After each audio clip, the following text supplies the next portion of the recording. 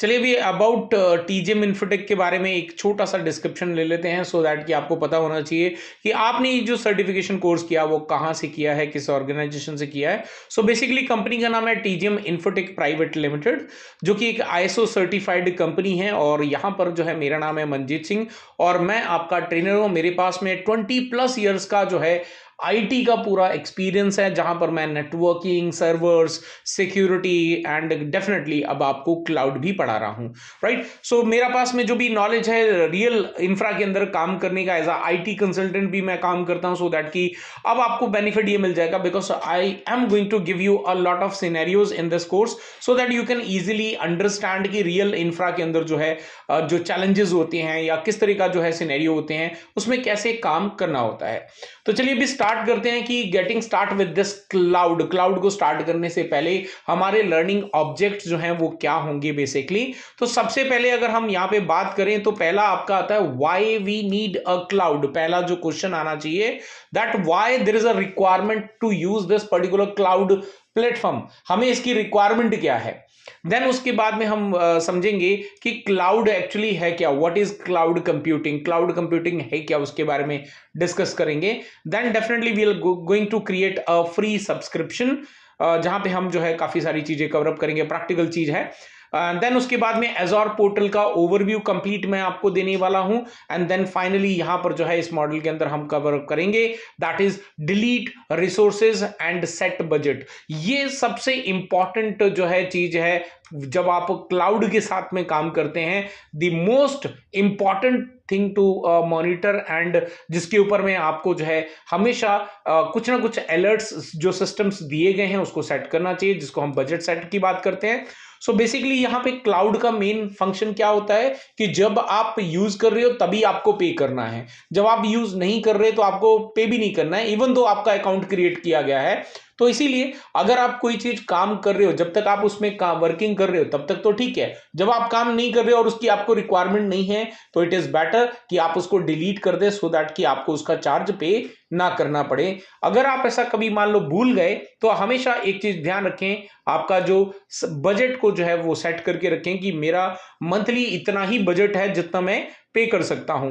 अगर उससे ऊपर जाता है या उसको टच कर जाता है तो डेफिनेटली आपके पास में मैसेज, ईमेल वगैरह का जो है अलर्ट जो है वो आने लग जाएगा कि आपका जो बजट है वहां तक आपका जो है ऑलरेडी पहुंच गया है। सो अगर आप कभी भूल जाएं तो हमेशा बजट को जो है वो सेट करके रखें सो दैट कि आपका जो भी एक्स्ट्रा कॉस्ट जो आपके पास में ना लगे, राइट। तो इसलिए ये जो क्लाउड के साथ में काम करते वक्त ये छोटी छोटी चीजें हैं जो आपको हमेशा ध्यान रखनी है।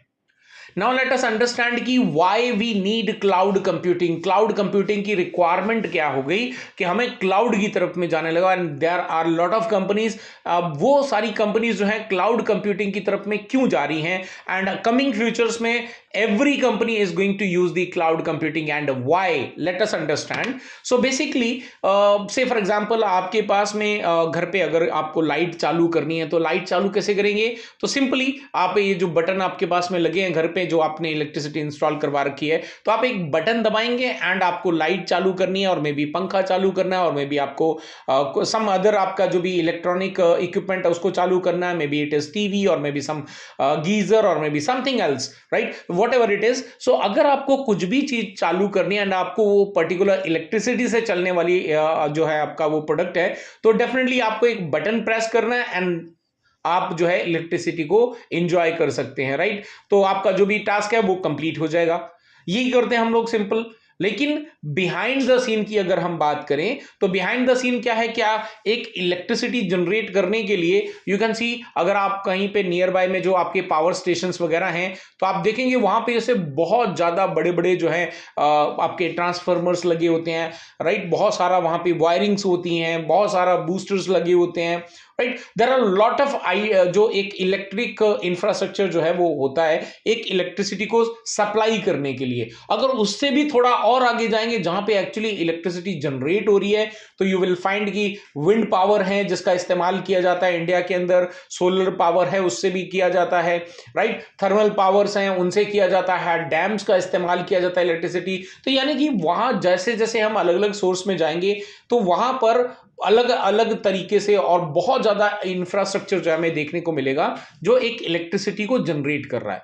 But at the end user, अगर एंड यूजर की बात करें तो एंड यूजर को अगर इलेक्ट्रिसिटी यूज करनी है, सिंपली एक बटन प्रेस करना है एंड डेफिनेटली उसको कोई ध्यान नहीं होता है कि कहां से ये बिजली आ रही है, कैसे जनरेट हो रही है, वहां पे कितना आईटी पूरा इंफ्रा लगा होगा, वहां पे कितने मैन पावर होगी, हम उसकी बिल्कुल चिंता नहीं करते और हमें उसका ध्यान भी नहीं आता है। राइट, सो यही कॉन्सेप्ट जो है वो हमारे क्लाउड कंप्यूटिंग के अंदर आता है। यानी कि पहले हम भी क्या कर रहे थे, अच्छा ये आज की डेट की बात तो होगी, लेकिन पहले की बात करें तो यू कैन सी पहले जब इलेक्ट्रिक का इतना ज्यादा इंफ्रास्ट्रक्चर नहीं था तो बहुत सारी ऐसी जगह थी जहां पे अपना खुद का इलेक्ट्रिसिटी का कोई कनेक्टिविटी थी नहीं, तो वहां पे लोग क्या कर रहे थे, खुद के जनरेटर्स रख रहे थे। राइट, खुद का कुछ ना कुछ एक पावर इलेक्ट्रिसिटी जनरेट करने का जो है ऑप्शन सेलेक्ट करके रखते थे, सेट कर, जिसमें काफी ज्यादा पैसा लगता था। यही चीज जो है हमारे पास में कुछ समय पहले तक जो है हर कंपनी के अंदर खुद के डेटा सेंटर, खुद का पूरा जो है सर्वर्स वगैरह हर चीज खुद के ऑन प्राइम जो है वो पूरा सेट किया जाता था। अब यहां पर इसका क्या डिसएडवांटेज है, खुद के डेटा सेंटर बनाने में क्या डिसएडवांटेज है? से फॉर एग्जांपल यहां पर आपके पास में एक पर्टिकुलर एक एप्लीकेशन है, तो उसके लिए आपने क्या करा, एक अलग से पूरा सर्वर लिया जिसके अंदर आपके पास में कोर्स आपको देखने पड़े, उसके अंदर कितनी रैम लगेगी, उसके अंदर कितना हार्ड डिस्क की रिक्वायरमेंट है। राइट, लेकिन वो जो आपने सर्वर लगाया है अगर उसका पीक पॉइंट देखें तो ईयर के अंदर, पूरे एक साल के अंदर माइट बी नियर अबाउट 60-70% ही यूटिलाइजेशन हो पाता था, लेकिन मैक्सिमम टाइम जो है वो अंडर यूटिलाइज रहता है। मतलब जिस रिसोर्स के लिए हमने पे कर रखा है, एक्सपेंसेस कर रखे हैं, उसको भी हम 100% यूज नहीं कर रहे हैं।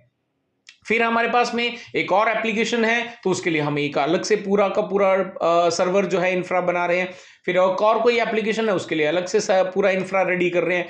तो ऐसे में जो आपकी कॉस्ट है, ऑपरेशनल कॉस्ट है, राइट, पहले तो परचेस कॉस्ट लगा दी आपने, फिर उसके बाद में जो है आपने उसको मेंटेन करना है, उसकी कॉस्टिंग कर रहे हैं, then security, there are lot of add on उसके अंदर आपको लगाना, मतलब लाखों रुपए जो है लगाकर हर कंपनी अपना एक डेटा सेंटर जो है खुद का चला पा रही थी। अब ऐसे में इससे बचने के लिए क्या एक नया कॉन्सेप्ट आया जिसको हम कहते हैं वर्चुअलाइजेशन।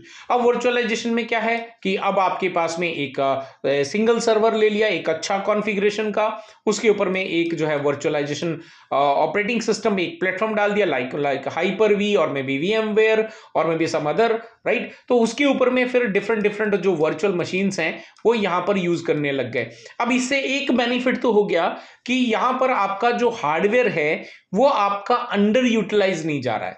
अब आपका जो है नियर अबाउट 100% जो है उसको यूज हो रहा है, और किसी भी मशीन को अगर कोई स्पेसिफिक रिक्वायरमेंट है और आपके पास में यहां पर हार्डवेयर अवेलेबल है तो हम क्या कर रहे हैं, उसमें से उसको रिसोर्स को विड्रॉ करके और दूसरे को वो एलोकेट कर दे रहे हैं। तो that is the advantage of virtualisation, right. इसमें आपका क्या है, एक इसमें भी प्रॉब्लम है। प्रॉब्लम क्या है, हाई अपफ्रंट कॉस्ट। जो आपका सर्वर खरीदना है डेफिनेटली उसके अंदर आपको काफी एक हैवी इन्वेस्टमेंट करनी पड़ती है।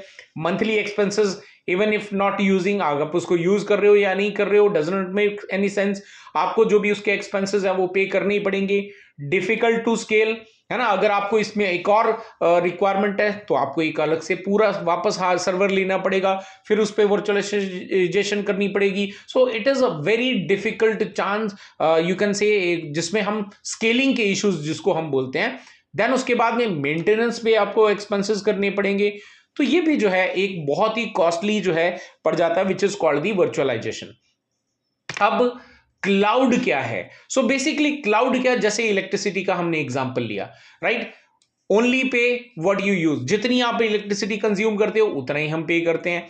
कोई प्लांट का मेंटेनेंस हमें करने की जरूरत नहीं है, कोई मैन पावर की रिक्वायरमेंट नहीं है, और स्केलिंग का भी कोई इशू नहीं है। लाइक से फॉर एग्जांपल आज मेरे घर पे जो है कोई भी नहीं है तो मैंने क्या करा, एक लाइट चालू करी तो मैं उसका पे कर रहा हूं।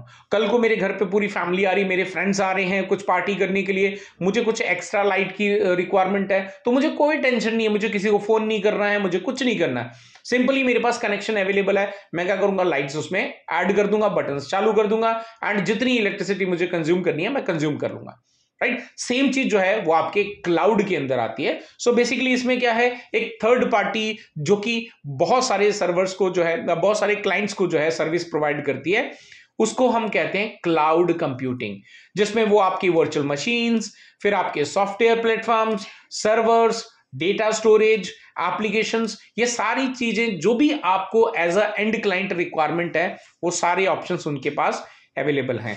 अब यही चीज यहां पर एप्लीकेबल हो जाती है, pay only what you use, right? जो आप यूज करोगे तभी आपको पे करना है। That is the best about the cloud computing. No maintenance, आपको कोई मेंटेनेंस का टेंशन नहीं लेना है। स्केल की बात करें तो जब भी आपको लगे कि नहीं अब मुझे रिसोर्सेज ज्यादा चाहिए हैं, आप देन एंड देयर जब रिक्वायरमेंट है, आप से फॉर एग्जांपल आपको 8 GB रैम और चाहिए, आपको कहीं कुछ नहीं करना है, बस अपने पैनल पे लॉग इन करना है और आपका जो भी उसका कॉन्फ़िगरेशन है उसमें जाके आपको जितनी भी रैम का इंक्रीज करना है आप कर लो। तो जितनी कंजम्पशन करोगे उतना ही पे करना है। लेकिन अब मुझे लगा कि यार मेरा जो मान लीजिए मेरी जो एप्लीकेशन है ये like I am hosting a website, और होस्टिंग वेबसाइट मैंने क्या करा, यहाँ पे अभी एक दिवाली ऑफर आ रहा है, तो मुझे मालूम है कि जब दिवाली ऑफर मैं लॉन्च करूंगा तो मेरी वेबसाइट पे ट्रैफिक इंक्रीज होने वाला है। So I need more resources.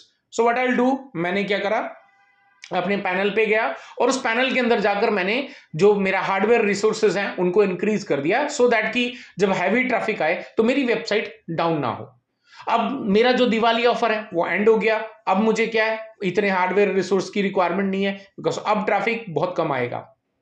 Simply वापस अपने पैनल पे जाओ और उसका जो रिसोर्स आपने अपग्रेड किया था उसको डाउन कर दो। तो अभी जो भी आपने 5 days 10 days what ever it is, तो जितने दिन आपने एक्स्ट्रा रिसोर्स का इस्तेमाल करा बस उतने का आपको एक्स्ट्रा पे करना है, और जितने का आपने वापस डाउन कर दिया उसमें आप यहां पे वापस उतने का ही पे करेंगे जितना आप यूज कर रहे हैं। So that is where the cloud computing is come into a picture. So basically इसका जो ग्रो करने का मार्केट में इतना ज्यादा ग्रोथ जो हमें क्लाउड का देखने को मिल रहा है वो जस्ट बिकॉज जब आप यूज करोगे तभी आपको पे करना है। इवन दो आपके पास में वहां पे आपका जो अकाउंट पड़ा है उसमें कोई एक्टिविटी नहीं हो रही, आप रिसोर्सेज यूज नहीं कर रहे, you do not have to pay anything about that. So that is the most important part of a cloud computing.